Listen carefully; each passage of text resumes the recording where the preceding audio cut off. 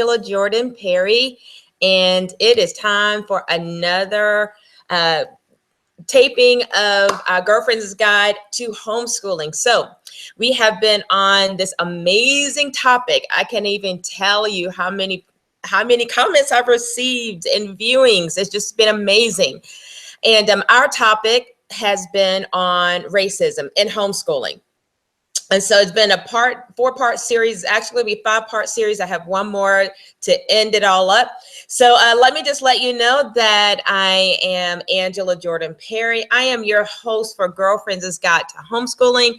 I am a homeschool mom of 8 precious little ones, 4 I birthed and 4 my husband and I adopted.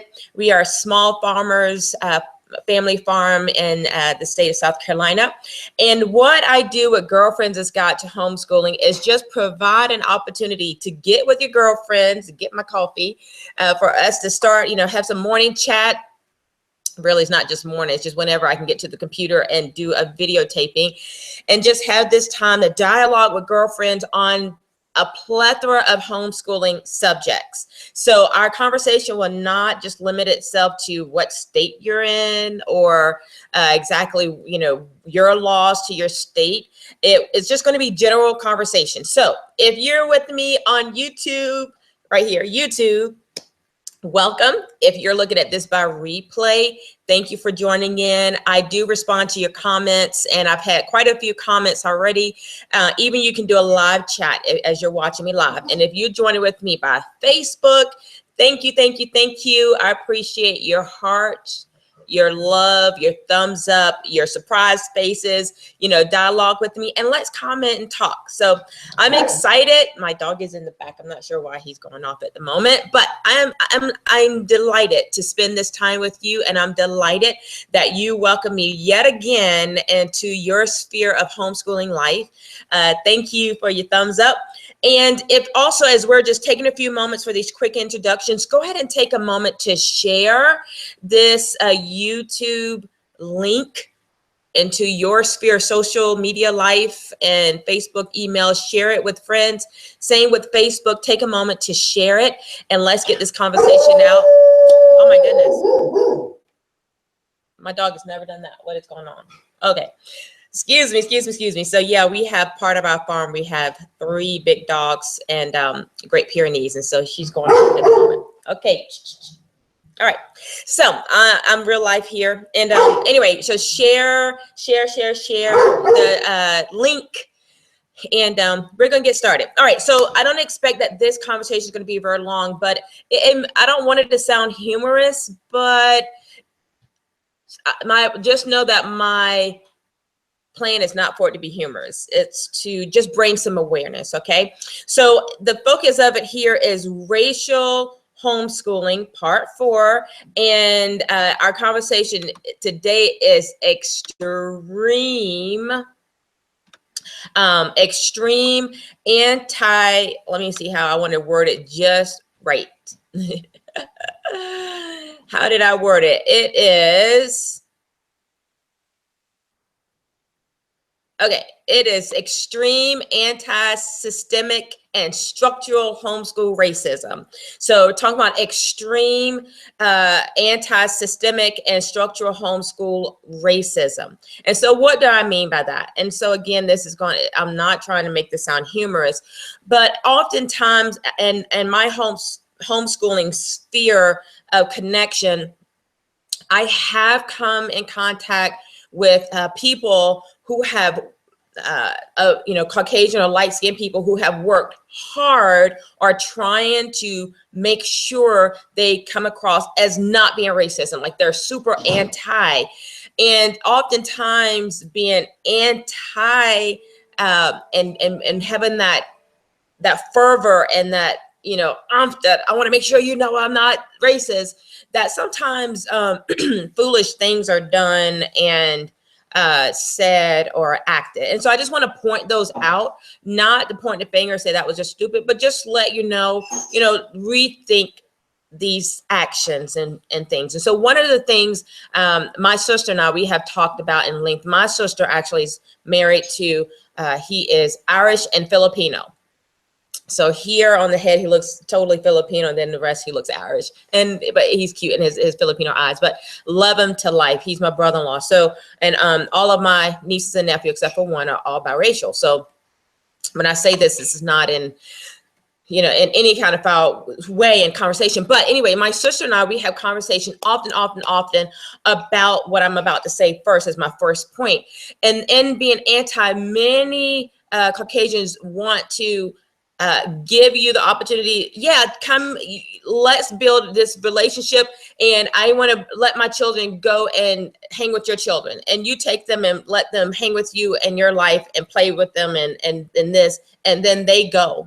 And so that is one thing that we've talked about. That is not very wise. And so, although I know I'm not crazy, my sister knows she's not crazy, and we don't have any crazy stuff going on in our house, but everyone who's brown skin, a different color than you, just be in wisdom and saying, I want to build this relationship, so I'm just going to let my kids go play with you and go and stay at your house or stay the night over, and you not know them. Okay, this is not wise, and you being anti-racist and making sure that we are okay, we can hang tight.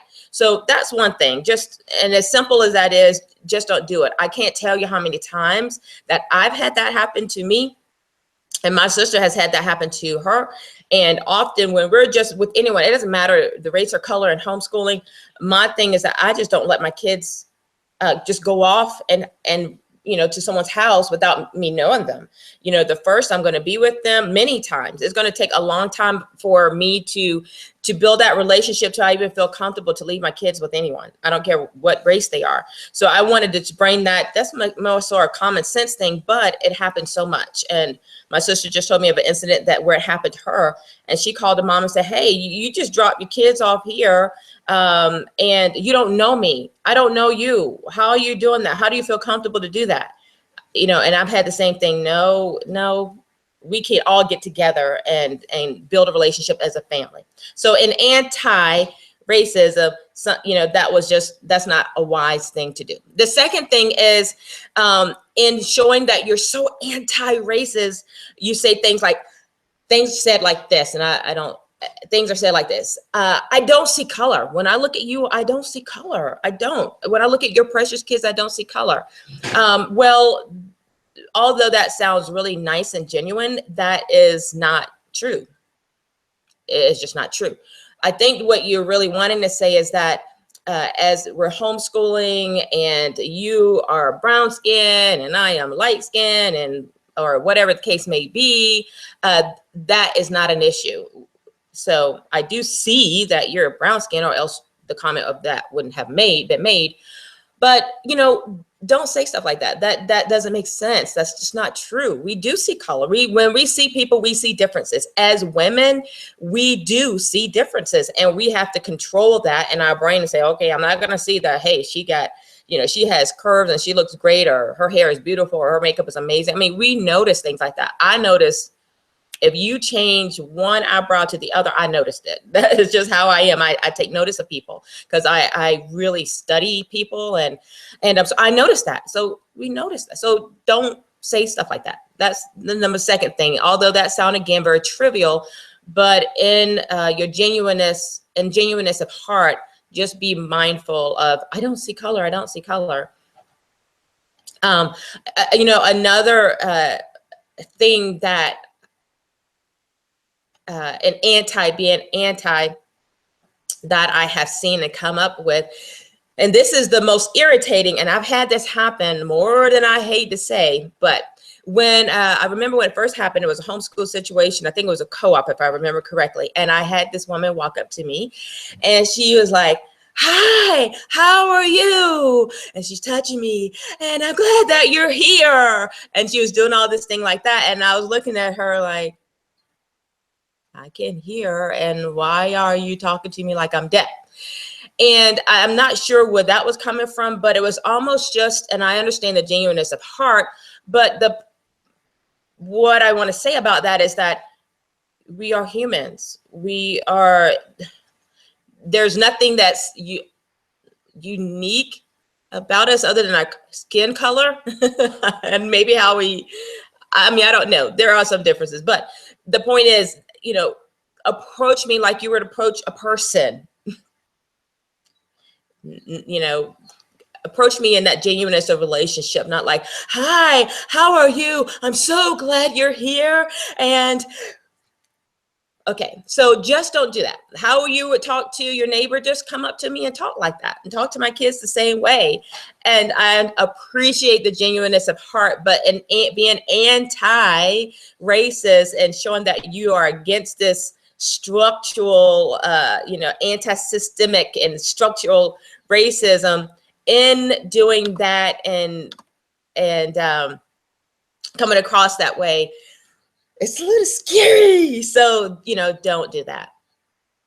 So those are some of the major things. If you have some other topics that you can say to bring headlight to and attention to that you've experienced, you know, let me know. You know, all of us, I'm sure, who are in homeschooler, who are of color, I say that, who are of color, have experienced something on some level that has, although in genuineness of heart, also have made us feel, I don't know, like a object on this shelf to be now, you know, communed with. I'm not sure what it is, but just keep those things in mind. Genuineness is huge, and we all, anyone can read through genuineness of relationships and genuineness of wanting to connect. Okay, just come across in genuineness, and all the other stuff just leave aside. So, you know, you don't have to point out all of those things that makes us different. Just let's connect in our homeschooling sphere of different races, different ethnicities, and different cultures, and just connect on some truism. So if that is of value to you, you know, please let me know. Again, give me some thumbs up. Let's get some comments and commentary going. And, you know, let's work in wisdom and just in genuineness and being anti.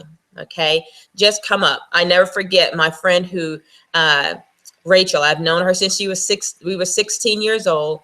And she is a light-skinned girl. She's still one of my dearest friends to this day. We go away together with two other of our friends. Every year we go away on a girls' friends trip. And we just planned it just now to go away to our trip away. And whatever, she came with me with this big Valley Girl hair, lily white, and she just walked up to me and she said, hi, I want to be your friend.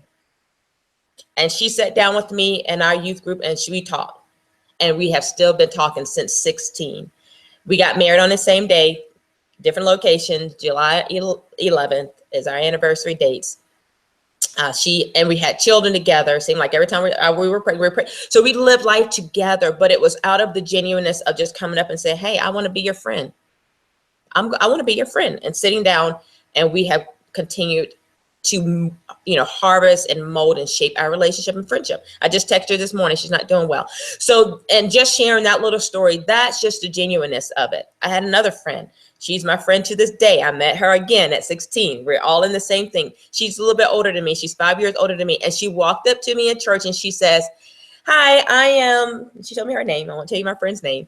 And she says, I want to be your friend. I don't know you, and I want to be your friend. Just like that. Those were the words. I want to be your friend. When kids are on the playground and they play, you know, they may even touch each other's hair because it's different, but then they notice that difference and even touch skin. If I think about my kids and what I've seen, they even may touch their skin and say, whoa, that's different. And then they take off and they go play. They're friends. There was there was nothing abnormal. So as an adults, we need to just go back to that. In our homeschooling sphere, let's go back to that simplicity of let's connect, and that's it. And then harvest and make that happen. And then, you know, our kids do the same thing. And we just make it happen, okay? And genuineness with smart, common sense, and that's it. All right, so if that gave value to you, if that makes some sense to you, I'd love to hear your comments. This you know, part 4 and part 5 is coming up. Maybe I do it later today. Thanks for joining me again on the replay. Thank you, thank you, thank you. Give me your comments and your thoughts and suggestions. If you would like to contact me directly, you can do so through email at gg2homeschooling@gmail.com. You can also go to my website and see some posts that I do, my blogs and things like that at uchunlimited.com. Thanks for joining me on the replay. Again, I'm Angela Jordan Perry. I am your girlfriend at Girlfriends' Guide to Homeschooling, and I am so glad to have spent this time with you. And until next time, I got some great conversations coming up on our next, I have a list. People just keeps giving me ideas and ideas and ideas that they need to hear. So I'm looking forward to our journey as we go along, girlfriends. I'm going to finish up my coffee here and do some more videos. All right, take care. God bless you all. Thanks for joining me. Take care. Bye-bye.